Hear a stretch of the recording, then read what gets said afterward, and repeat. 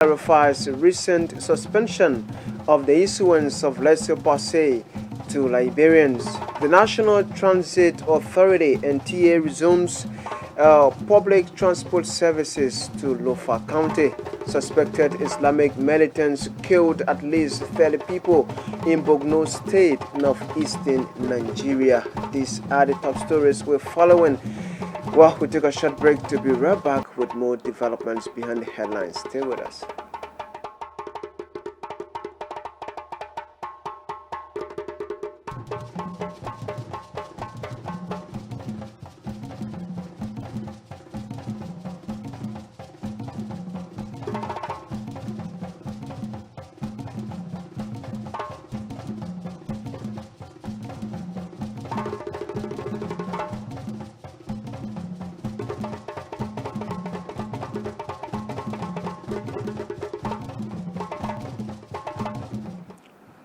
Welcome back to the program. The construction of the 14th military hospital for use by the armed forces of Liberia is now a dream come true. As Vavle Kamara reports, President George Weah on Monday toured the hospital facility where AFL engineers have put the finishing touches before dedication on February 11.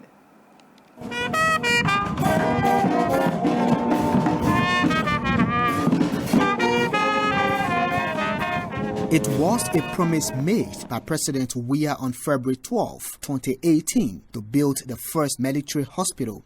Today, that promise is 95% fulfilled. Dedication is expected February 11, Armed Forces Day. As he inspected the hospital, President Weah was briefed about the various facilities and departments by engineers on site. The project is in twofold. We have the government-funded project, then the Indian-funded project as well. The government-funded project covers the main hospital, the cafeteria, the mortuary, the water tower, the generator house, and the other activities. What was of interest to note by those who have come on this guided tour by the President was the involvement of Liberian contractors on this project. Information Minister Eugene Nangbe shares similar thought. We came here several months ago and we saw people working. They created job opportunity. They showed to us that Liberians with good direction, with determination, can achieve much. This hospital facility may have been to the advantage of the country's health system. For AFL Chief of Staff Major General Prince Johnston III, the hospital will cut down costs for military personnel who go to seek medical treatment at private health facilities. Medical. With this hospital, it's an indication that now that even after you should have served the military, this hospital will be able to cater to you when you should have left, and people will be able to see how best. So there are factors involved in retirement, and I think if Liberians and we can try to focus on benefits, creating that safety net for people who serve public service, I for one will solve the issue of corruption, will help on the issue of corruption, because people know now that after service, at least I got somewhere. The inspection of this facility ended with brief remarks by President George Weah. I'm excited, you can see, because when the idea of the birth of this hospital, when it came about, there was a controversial issue, So something that was never done in 100 and some more years, and today we can see it. And I want to thank the General Johnson and Defense Minister Zanga and his team, and his commander, most especially the engineer, the military engineer. For the cost for the structure to be here today. Like I say, and I will say in my speech, we need to invest in the army because the army is versatile.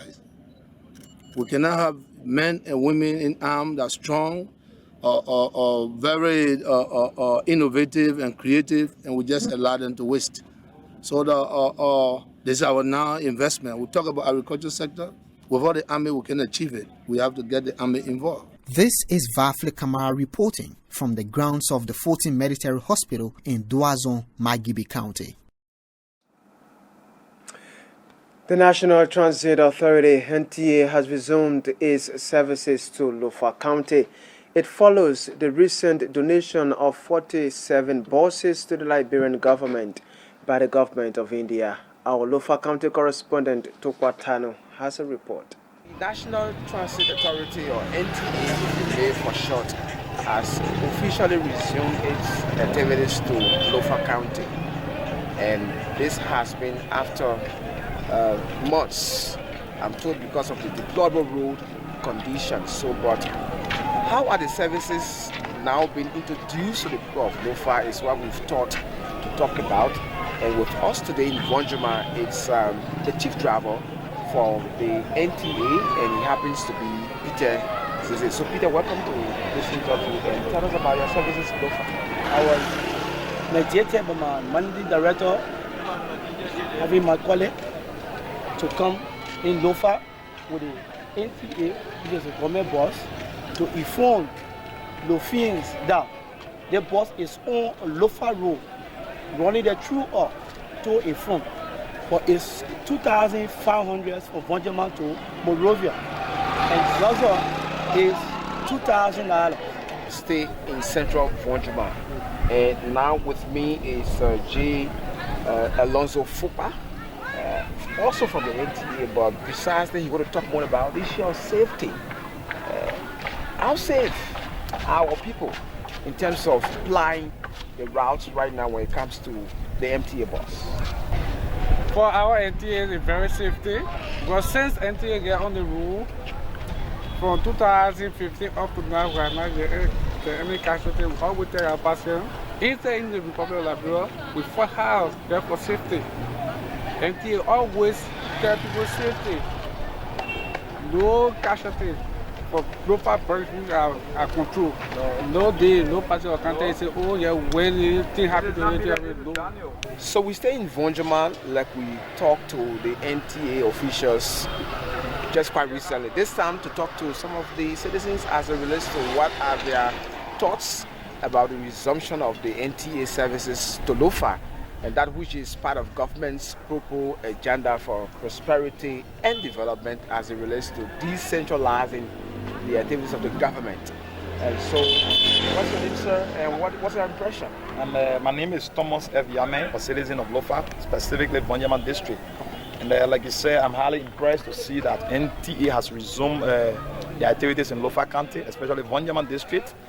And I want to tell the government thank you. I feel the MTA department coming to Vonjama, I think it speaks volume for us as Lofians.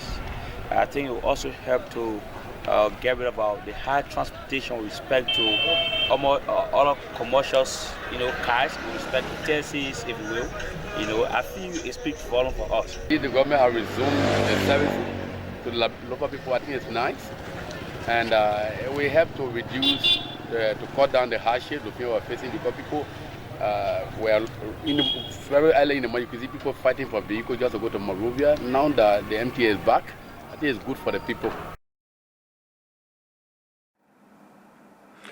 Still in Lofa County, Superintendent William Kamba wants citizens of the county to put aside their differences and hold together in the interest of peace and development. Speaking to LNTV over the weekend, Superintendent Kamba said it is time for citizens to use their rich diversity to move the country forward. Whose major approach is to encourage our citizens to go back to the soil in order for us to resuscitate our status as a breadbasket of Liberia. It is something that belongs to us. The second thing we saw is that our county need to focus on the peace and stability. The only way we are able to go back to the soil and resuscitate the status is for us to come together and disregard our tribal, our ethnic and our political differences and go back to the soil. And I can say to you in a very clear tune that our citizens are cooperating in the direction. And because we identify that there are a lot of differences among us, tribal, land business, sectional differences, political differences, we engaged ourselves.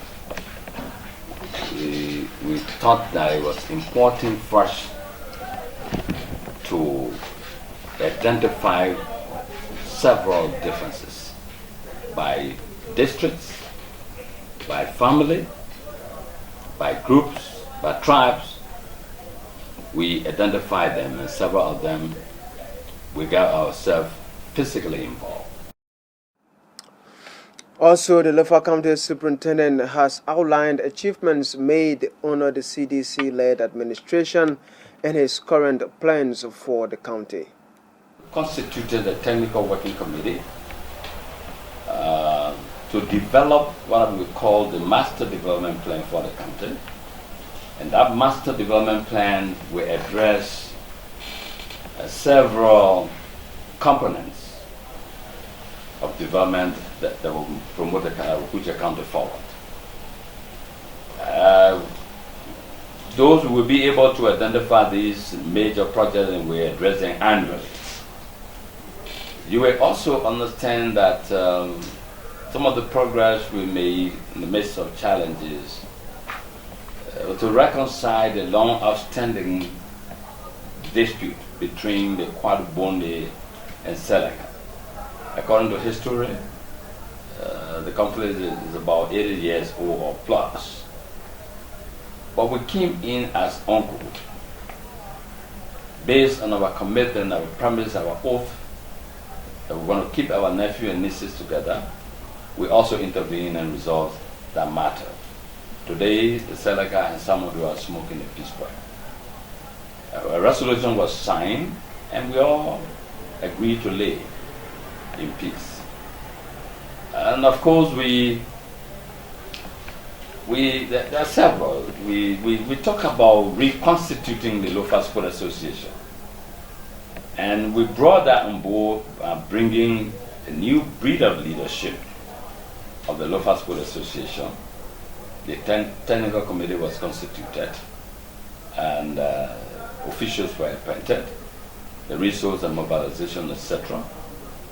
And so we targeted constructing a stadium, of course, which is our dream.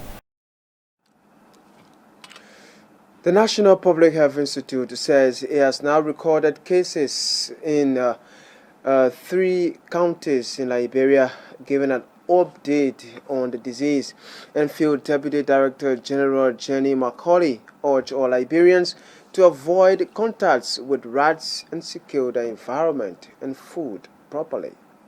We continue to see a rise in Lassa cases in certain areas, in certain counties. Those counties happen to be Buang, Bassa, and Nimba counties. So a national team from NFIL was deployed to respond to Lassa, to the ongoing Lassa outbreak in Buang, Nimba, and Grand Bassa County. Whilst the team was in these regions, we focused on community engagement, risk assessment, case management, IPC, dead body management, vector control, and environmental management. We really did want to focus on the environmental piece. As we all know, the rats are in the communities, and if our communities are not clean, or if the rat leaves its droppings on food, on water, and all of that, and we happen to use those utensils or eat food that's food that has the rat droppings or vomits or anything on there, we will get Lassa fever. Some of the issues we've seen with the hospital is that the patients are not going in a timely manner. They're going to the hospital when it's too late, increasing the death rates when it comes to Lassa. 2019 compared to 2020, we've seen a lot more cases, triple the amount of confirmed cases we've seen in 2019, just looking at January 2019 to January 2020. So this is what prompted the response. In a related development, MPhil Acting Director General Mosoka Fala is encouraging the public to continue all preventive measures amid the coronavirus outbreak. It is surprising to us that in the midst of the global threat of this disease, when the country taking some very serious draconian measures As you may be aware, there is a ship with 3,000 members on a cruise ship in Japan dock that has been forced to be docked in Japan with 3,000 people and the cases growing. We do know that in the US, for example, people are currently on military bases. Just to prevent the spread of the disease, it is heartening to know that there are still Liberians business people that are going for visa to go to China.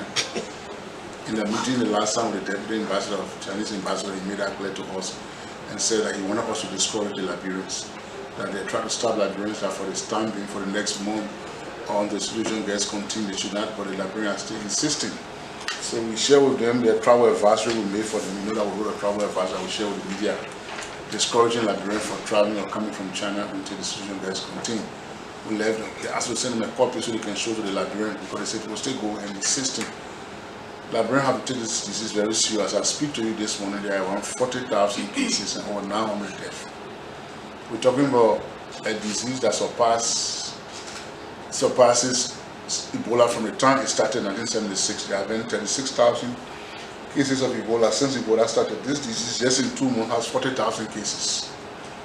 The disease is spreading today, 89 cases in Japan, South Korea, Thailand. They have increasing cases and those countries are taking serious measures.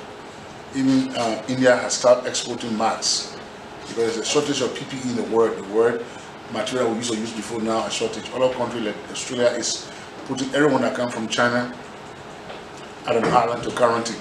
Other countries start flights. But yet Liberians are trying to beg to go to China.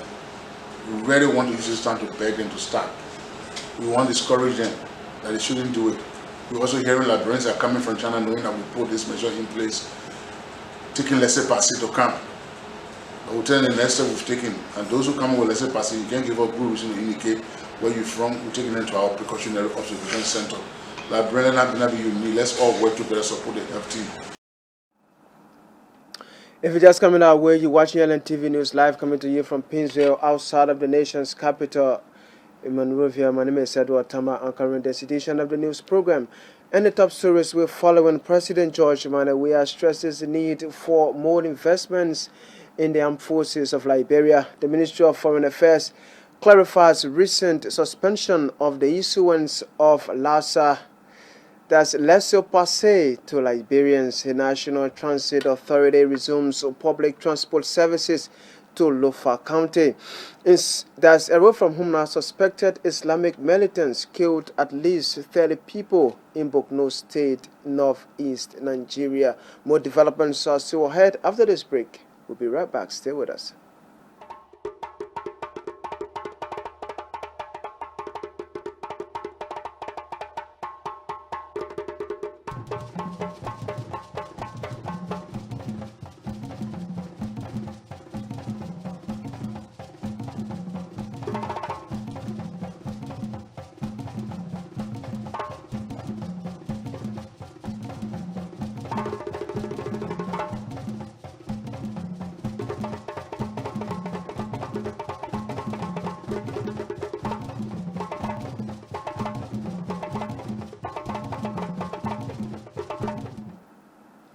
Welcome back to the program. The Ministry of Foreign Affairs has clarified the recent suspension of the issuance of laissez-passer to Liberians. Assisting Foreign Minister for Public Affairs, Sylvester Piwo, said the suspension will allow the immigration to track the ports of origin for passengers coming to Liberia. Minister Piwo said the move is part of measures put in place by government in the wake of the international public health threats posed by the coronavirus outbreak.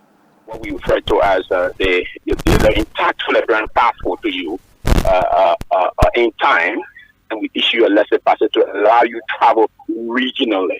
Now, leaving from the country Liberia, you are allowed to travel with a laissez-passer regionally, not a transatlantic travel. Absolutely no. But you can rather do a transatlantic travel from outside coming to your home country, because if you don't have a passport, you need an emergency travel certificate to allow you to come home, where you will now process your valid Liberian passport. That's the basic plan of the laissez-passer. Now, the reason again, the reason why we suspended the issue of laissez-passer is to take some appropriate public health mechanism. You know, we do have this outbreak. It's an international crisis now about the coronavirus. if you were to travel with laissez-passer, most often people would travel with their passports come in part of our region to use laissez-passer to come in the country. But that, the immigration will determine where you originated from. Okay. Yes, that's the major issue with suspending the issuance of this process, because it's a major epidemic now. We need to take those measures, because we were a little lax during the Ebola time. We need to put into place appropriate measure to protect our wonderful citizens. This government is very key in terms of taking the preventive mechanism. So, because if you travel the laissez-passer, you come and say, you want laissez-passer to come to Liberia, they ask you, where did you come from? I come from Ghana, I come from Nigeria, or I'm from Cote d'Ivoire. No. While the passport would tell us originally where you came from. So we are allowing folks, because everyone that is complaining about this process, they're not saying we're not issuing that Liberian passport. No. The laissez-passer is an emergency issue that we determine what's necessary to issue as that. So the reason why we're suspending the issue of laissez-passer is basically to take appropriate measure to protect those that will be entering our country, to know where they came from before entering any of our port of. A production studio to produce jingles, enhance public awareness about tax payments and revenue collection has been dedicated. Speaking at the dedicatory ceremony, LRA Commissioner General Thomas Dona stressed the importance of a vibrant communication strategy as bedrock to national development. We'll be on building a studio this stuff, and we are hoping that, if possible, we should not be the only one using it. That other government agencies who may want to run a jingle, even the LPS, we can also use this for production, and we'll still come to you for production also. But the fact that all of this is in government is refreshing, that we all can have, somewhere that we can come and work to enhance government work. So I thank you for coming, and I also would add, before I close, Era and definitely, here we're a family. I always say many other agencies, you go to the minister and speak to his deputy, and the other person can talk, the other person think the person wants a job. I can show you at LRA. We think those things are things that should not happen in the collection of taxes. So for us, we build a family, we build a team here. It's not surprising, you can go to Era office and see a food, I'll eat it. I see Jagonti, I'll eat it. She comes to my office, she see my home, she can join inside. Well, I mean, that's the camaraderie around group. And like I say, before we leave from here, we are saying that we want to take our revenue to 1 billion. And I always say how we do it, we don't know, but we are hopeful, that is possible. So I can tell you that the LRA is on a different trajectory. Where people are walking, I can tell you we are running.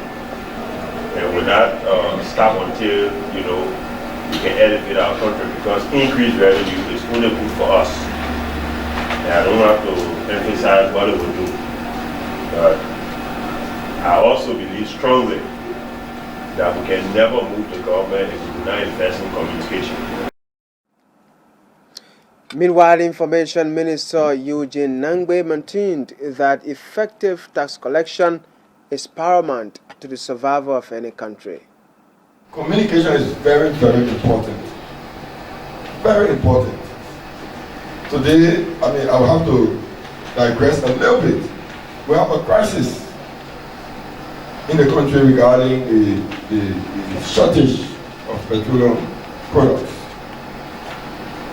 It's a crisis, it's a problem, but this problem is exacerbated by the lack of adequate factual information to the public. I have to admit, do we have enough gas for 1 month? Do we have enough gas for 2 weeks? Do we have gas for 1 day? The public does not know. And therefore, what we see, in addition to the shortage, which is the core problem, we have a subsidiary problem, which is lack of information, and therefore is leading to panic buying. So even people who have gas are thankful, who want to go and buy gas still, because you don't know how long it's going to last. So if we don't communicate effectively, to the public, it hinders the work of the government. Communication is an indispensable tool for governance. Indispensable. And because it's indispensable generally for governance, it's also indispensable for tax collection. So I want to urge all the users, Mr. Simbe, the MC was talking about nickname. Simbe got one name, they call it protocol. That's why I brought the flag. Put the flag there. So he likes to arrange things. So I'm very sure he and his team will maximize this. It's not a broadcast studio, it's a production studio. There's a difference. So they will produce here and they will still come to LBS to broadcast. They will still come to Lina to circulate. So it's a teamwork and we are proud to be a part of this team so that we can collect lawful revenue. Thanks for the initiative. And I want to urge all employees of LRA, not just the communications department, to continue to do your work. I was looking at the data. We are performing very well in spite of the difficult circumstances. We are performing well in domestic revenue collection. An instructor of the G. Edwin Bryant Academy in Barnesville is undergoing police investigation for allegedly tampering with the West African Examination Council's 6th grade trial test. Making a disclosure to reporters over the weekend, the head of WAEC Liberia, Dale Boto, described the action of the instructor as a serious malpractice. This year we have completed the trial test for 12 graders in Moreville or Mosuado. We never had any issue. We completed the trial test for the 9th graders in Mosuado. We never had any issue. When we came to the 6th grade, the one teacher feels that he's smarter than every other person. He instructed the little children to go and extract, a page from each booklet. So what he decided to do is that you will extract, maybe you extract page 1, he extract page 2, the next person extracts page 3 and so forth. So by at the end of the day, you have the entire booklet. And our staff that were assigned at the center were able to detect that some sheets from the booklets were extracted or were missing. And after doing some investigation, they were able to trace the source, the person who instructed the students to do such. So we've brought you here so that you can interact with the person who did such. Maybe he can be able to give a reason for doing such. We as a council, Is it the first time this has happened so far? So far, this is the first time that we have observed such. And what we want to do is we want to name and shame such unscrupulous individual. For me, he's not helping the society. If at the level of 6th grade, you can start teaching the children to cheat, I don't think he should be in the classroom. This is why we are not going to stop here. We're going to write a formal complaint to his institution. We're going to write the Ministry of Education. Such person should not be in our school system. Well, but meanwhile, the under investigation instructor Abraham Kindim is begging the WAEC office for forgiveness. The 6th graders, when it comes to the math, when you bring because normally saying in 4th grade when you take the test, they take the question from 4th grade, 5th grade, and 6th grade. Or I bring a topic from 4th grade, they say they don't do it. I bring a topic from 5th grade, they say they don't do it. And this is my first year in the school. So what you wanted to prove, what you wanted to actually show? Because I always tell them that the lesson you will take will be lesson on the 4th grade. So if you're saying I'm lying, if they give you the test, you don't want to push it so we can look inside. If the work that I did in 4th grade, when it's not inside, then I'm a liar. Are you aware that what you did is a crime? Of course, yes. Some of the students allege that you took money from them to do what you did. Never in my life take money from a student. Never. Never in my life. Because the parents, I can't spoil the parents' name. Away from Liberia now, at least 30 people have been killed by suspected Islamic militants in Borno State. in northeastern Nigeria. Borno State's spokesman said many of those killed had been stopped on the road at a checkpoint in the village of Ono. Ahmed Abdurrahman said many women and children had been abducted. More than 20 vehicles are reported to have been burned. The Islamic group Boko Haram and a local branch of the Islamic State group carried out many attacks in the area. Well, that's how we come to the end of this edition of LNTV News Live. But before we let go of you, a reminder of the top stories we followed. President George Weah stresses the importance for more investments in the armed forces of Liberia. The Ministry of Foreign Affairs clarifies the recent suspension of the issuance of laissez-passer to Liberians.